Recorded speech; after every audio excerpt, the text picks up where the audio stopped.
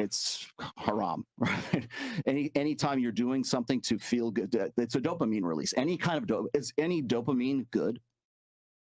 I think between a husband and wife, then it's not just dopamine. It's something that you're connecting and you're establishing a relationship that's bigger. If you just do it with these hoes, like, you know that it's a one-time thing, you're thinking this dumb hoe, and then you're just going to kick her out. You're already thinking about it. But we're talking about sedation at this point, so. Yeah, but that's a sedation. That's a different level. Like, that's not a waste of time sedation. You're bonding with the partner. There's something that you're gonna create a future with this person. You're gonna see her the next day. Maybe another way to say it is you're of one flesh now, like what it says in the Bible. And to steal Sneako's point here, and I understand what he's saying. I think one of the problems that we've run into in society, and I think even Redpill hits on this a little bit, is we've become a society that has like taken every pleasure and reduced it down to its instantaneous like click button to get it, basically, right? So instead of reading a book, we browse TikTok. Instead of going to the theater and actually watching a movie, we're at home with a movie playing, Subway servers in the background, and like a game going at the same time, right? We have no ability to have attention or focus on anything. We've taken all of our pleasure centers and we've short-circuited them into the most immediate gratifying way possible. Now, that doesn't mean that all of those pleasure centers are necessarily bad. And I think from a religious perspective, when you look at how society is structured, ultimately society is kind of stemming from the structure of mother, father, children. And anything that's done in service of the maintenance of that structure is necessarily a good thing. So when you like ask Sneeko, like, well, is it sedation to fuck your wife? Well, no, because sex there, even though that's the same kind of, it's the same act as having sex with a stranger, that's being done in service of unifying and strengthening the bond between father and mother that's ultimately serving as the foundation for all of society. Much the same way that nobody's going to give me props if I go to the park and play with random kids, but if I go to the park and I play with my son, people are like, oh, well, that's a really good thing to do. You play with random kids, you might go to jail. Yeah, exactly, right? Yeah, but you're still like, you're either playing with kids or you're playing with your son, right? But it's important to do it with your family because you're doing it in service of that bond of like father-son and building the family. Same thing with sex between a mother and father. Sex between a mother and father is not the same thing as random sex because that's being done in service of fortifying this institution that ultimately all of society is built upon. So I think that's the difference. The Redpill advice is 50 women. So the whole purpose is just to get I think it's Myron's specific advice. But okay, but like one of the forefronts of the Redpill, just get this done. It's like getting a notch on your belt. You're going through the motion specifically. It's like doing reps, and that you're treating a person like you're just getting reps done. Yeah, that's not that is dopamine release in its purest form. You're not trying to establish anything. The whole point is to never see her. Myron, I don't want to put words in your mouth, but I think Myron's not saying that for dopamine release. He's saying that for experience, so that you don't get used by women. I think one of the whole point. Well, that's why I'm equating that sex to being a waste of time. I think if you gain some experience, and you had made the point before, is like, oh, is this you're gonna fuck this girl and be able to tell if she's a good mom? No, but what you're going to be able to do is see the red flags before they come. You go on a date with a girl you find really attractive, and she will not shut up about her ex. That's probably a good red flag. But after you've done this a few times, doesn't have to be 50 times, but after you've done this a few times, you start to see these red flags before they occur, and you're smarter, and you can help your friends out with those things. That's the only reason why I would say that. A little bit, although I would fight on some of that advice because, like, you can, and like you said something earlier about how the casual dating and shit that you did in your early years probably helped you with dating later on. It sounds like, based on what I hear you say, that's probably true for you.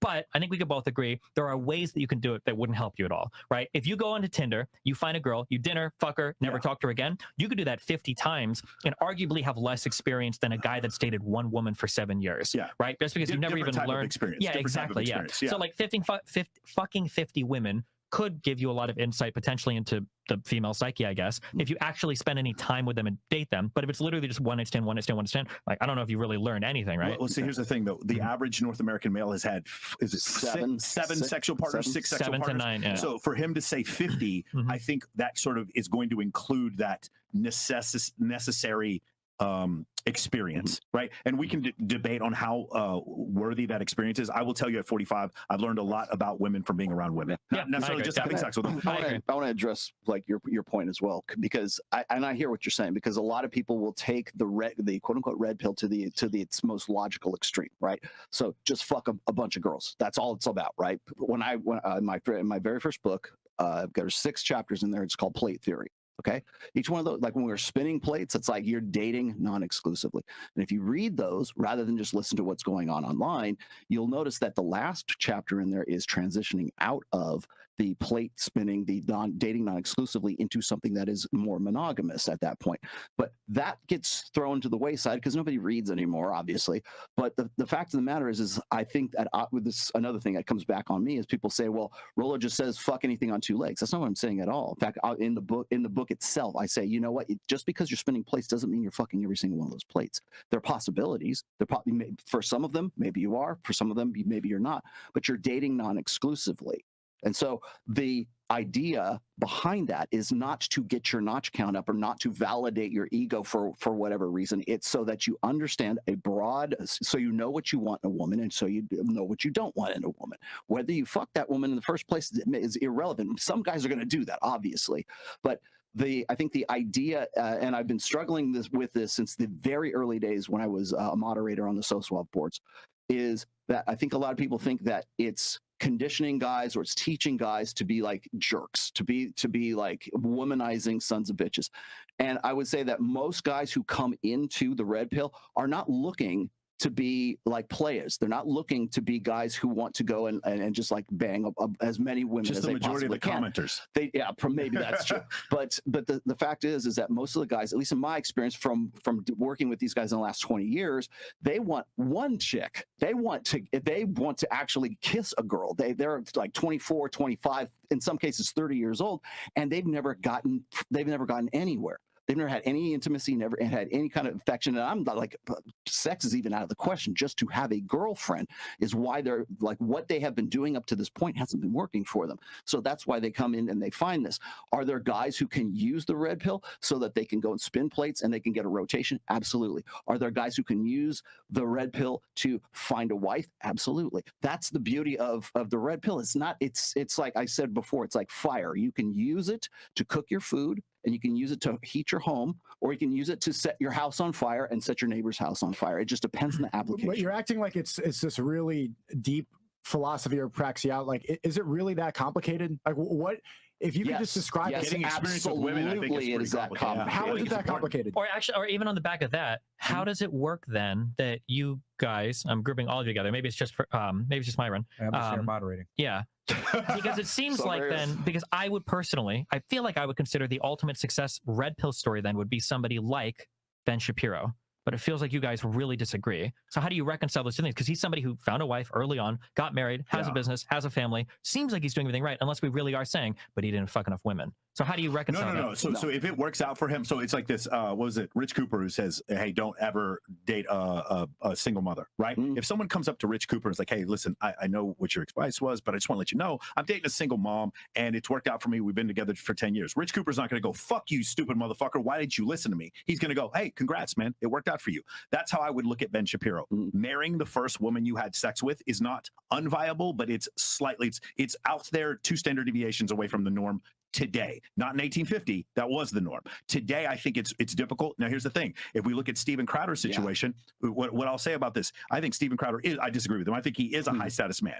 The difference, I think so too. the difference with Steven Crowder is, I would say that most of us in here and most of this audience, realizing you got married in the state of Texas, made that much money and didn't sign a prenup, that was not a smart move on his part. In fact, I would even go so far, and you might disagree with me on this, if he had signed a prenup, she wouldn't be filing for divorce. That never would have been occurred to them, though, because they're both like from evangelical cultures, and they're both like virgins, and they're like in their early sure, but then again, look at the divergence here from the traditional versus the red pill, right? Where the red pill is like, you need to be going into this marriage waiting for it to fail, get that prenup, do all this, like protecting yourself. Sure, but I mean, like, I would argue, Sneeko is our Muslim expert. I won't touch your book, sorry. But like, wouldn't you argue that going into marriage is literally, again, like the union of flesh, you know, till death do us part, et cetera? That if you're going in with the prenup, you're basically like doing with your fingers crossed behind your back. So you wouldn't go in with a prenup?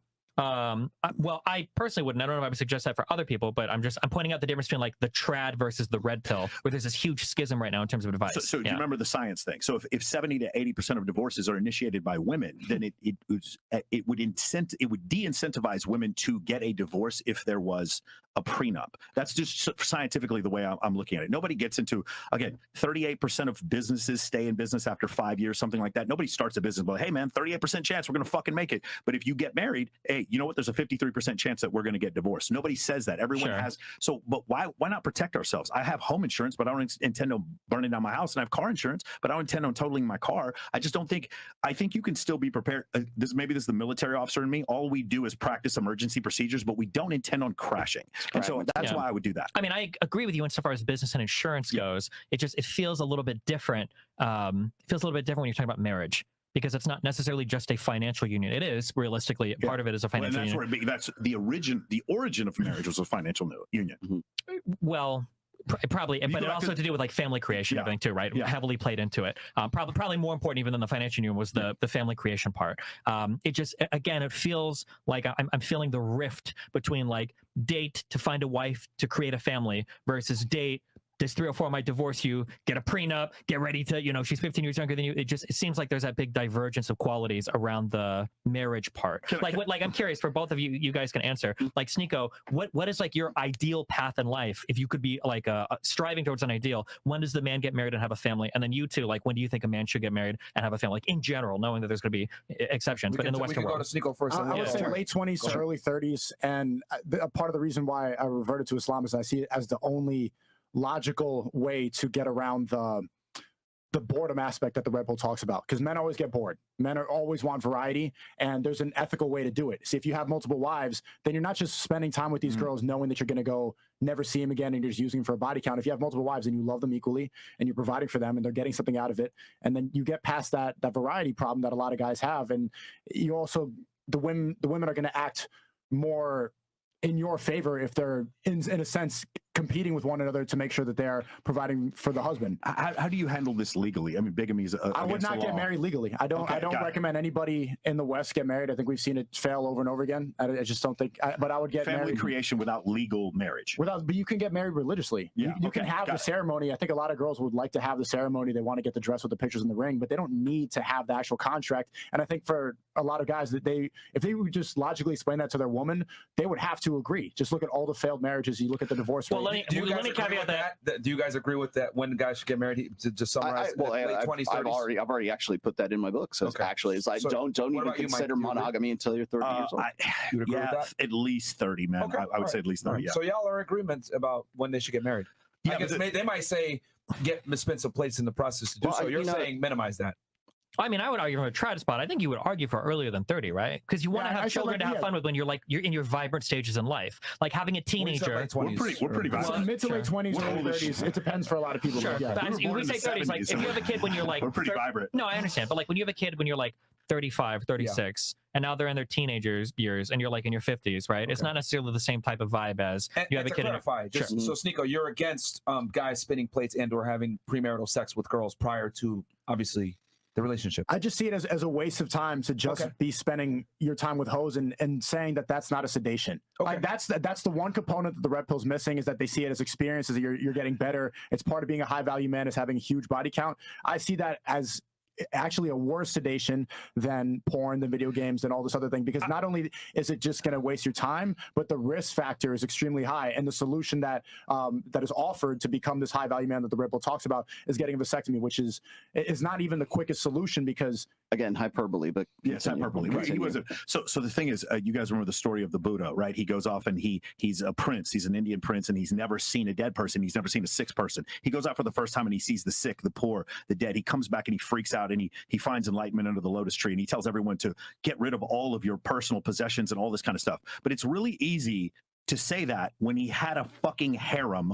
before he said it. When you interviewed Bilzerian, he's like, oh, having sex with all these girls isn't that big of a deal. It's really easy to say that after you had sex with all those girls. If we say this, Sneeko, to other dudes, they're going to sit there and listen to us and be like, hey, let me fuck these girls real quick first, and then let me learn this lesson on my own. That's the problem. Yeah, men learn from experience. For sure. I will tell you, you are 100% right. It was a sedation for me, and I fucking enjoyed it. I'll tell you that also. So that's the problem. The thing is, while we say that, and I agree with what you're saying, and I think you're setting a good example, the problem is men are still men. Men are always going to be more interested in casual sex than women are. The 37 culture study done by Dr. David Bussin, all 37 cultures, men were more interested in casual sex than women are. That's true. But then you have to think about, like, because we all have a platform, like, what's the best advice to give out to the masses? Because if you're saying statistics is the best advice. The truth is the only thing that I care about. I don't amoral, like you said before, because the problem is that the Overton window consistently shifts to the left, and no matter how much I've as a Christian, want it to go back to the right. I know that unless,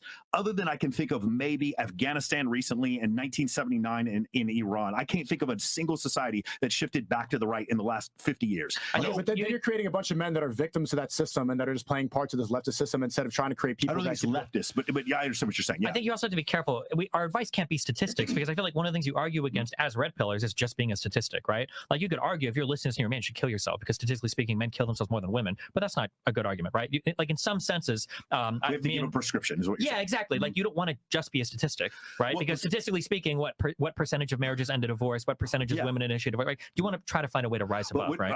I guess maybe a better way would be like, here's my prescription, but they come with the statistics, and this is the reason why. And none of them are based on my feelings. They're always going to be based on other statistics. So I would say, for instance, if I were to say 78% of divorces are initiated by women, that would be my prescription would then be to get a prenup. But it's based on that statistic. Yeah, for sure. But it could also be like, well, here are the most common reasons for divorce. Try to remedy these before they become an issue. That's another great statistic, though. You're being a statistic for a prescription. But the feeling is, what do we express at the end of the day, right? It's the difference between history and historiography, right? If we want to tell the story of World War II, we're not going to talk about every single soldier in the war. We're going to focus on, the leaders. We're going to focus on the big battles. Same thing with statistics, right? It's what is it? Statistics don't lie, but liars use statistics. You can arguably use statistics to tell almost any kind of story you want, depending on how you massage your numbers and depending on what side you present. But it's our choice to choose what we want to present to the people, which is what we tell them to do. Also, one thing I would say on the marriage stuff, because I hear this a lot. I don't know how many of you guys talk about this or get into this a lot. You have to be really careful with the live with a woman but never get married. One is because some states have something called common law marriage, which I hope most of you guys are familiar with, right? So you might not think you're married. I don't believe has it, but yes.